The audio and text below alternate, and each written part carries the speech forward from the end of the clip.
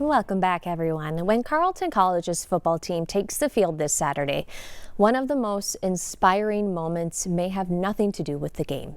That's because the team's quarterback is taking on an extraordinarily tough opponent in a way that no other quarterback in the state is facing. Will Hall has more. Jack Curtis is Carleton's all-time passing leader. His career in Northfield marked by a resilience and toughness you will be inspired by. Saturdays in the fall provide moments. He just does everything right all the time. Moments to be grateful. I'm absolutely blessed to be able to do this and play the senior season. You broke in, not out. Moments to cherish with teammates. I've been playing this great game since I was 7 years old. It's a core part of my life. One of the things I love most in this world. And for Carleton senior quarterback Jack Curtis, moments to persevere. For Curtis, deciphering blitzes and cover two looks pales in comparison. It's the hardest thing I've ever done in my life. To the opponent that awaits him 48 hours later. Having cancer is really scary. You need to have something that when you sit in this chair that you can latch onto and hold on to. Jack Curtis is currently battling late stage 2 Hodgkin's lymphoma. I started to get heart attack type pains. When you hear cancer, you think the worst, and I absolutely thought the worst. The diagnosis equally stunning for Carleton head coach Tom Jernell. I've been coaching 39 years. Never have I had somebody that has gone through chemotherapy during a season. I mean, off season, yeah, there's times that you have that.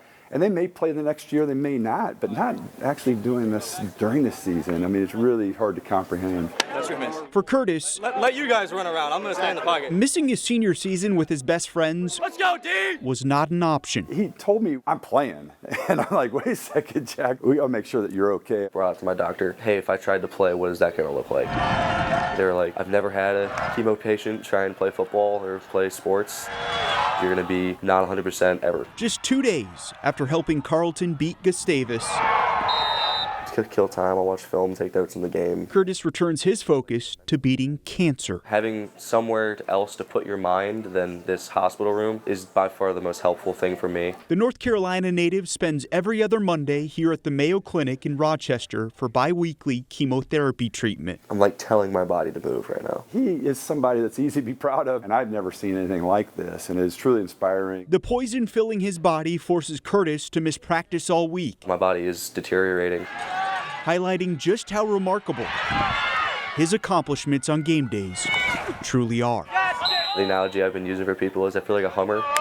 I look big and strong. I haven't lost my hair yet. I haven't lost any weight, thankfully, but I'm getting like 4 miles to the gallon at best. I am blessed to have this care team. Every treatment, another moment to hold on to with hope, I hope some people will look to this as hope if they're unfortunately going through something like this. knowing it's one step closer to the moment Jack, his family, team, and friends hold on to. Although I am going through something hard, hopefully be able to look back on these years of my life with pride. In Northfield, Will Hall, KARE 11 Sports. Wow, what a guy. Jack has a GoFundMe set up to help with some of those medical expenses. We have a link to that if you want to make a donation right now on KARE11.com. All right, well, would you believe it? We are 100 days away from the Winter Olympics in Milan Cortina. This week, dozens of American Olympic hopefuls are at the Olympic Media Summit in New York, sharing their dreams of making the team and bringing home a gold medal. Jay Gray is there with a closer look. Well, we are now 100 days away from history, the Olympic Games in Italy, set to take off in just 100 days, and Team USA is ready. Many of the Olympic hopefuls for the American team gathering here in New York this week for a U.S. Olympic Committee Media Summit, talking about their excitement, talking about the work it takes to be a part of this team, a team that many believe will be one of the strongest Winter Games teams that this country has ever seen.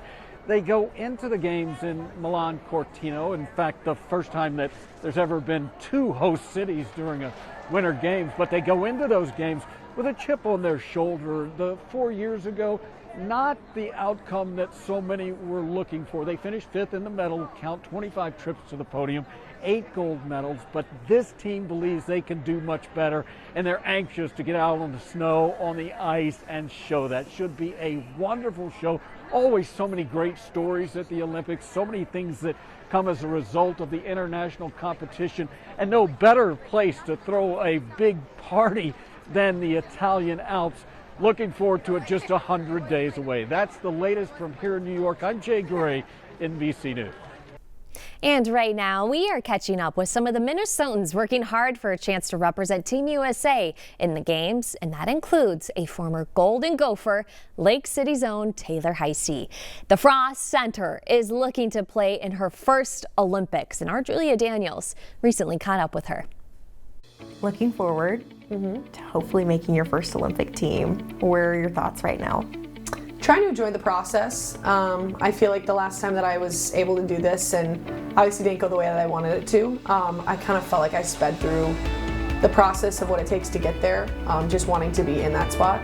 But I think now I'm trying to fully just appreciate all the little moments that come along the way. What would it mean to not only represent the United States, but also represent the state of hockey, your home state? Being able to put Minnesota on my back and those other Minnesota greats in the locker room here and in Team USA as well is something that we take great pride in. It's the state of hockey for a reason. Toronto can say that they are.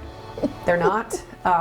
We just have so many people that have come out of Minnesota that have made great hockey careers, whether you're men or women. So it would be an honor. Oh, we love Taylor Heise. Stay with us. More news and weather coming up after the break.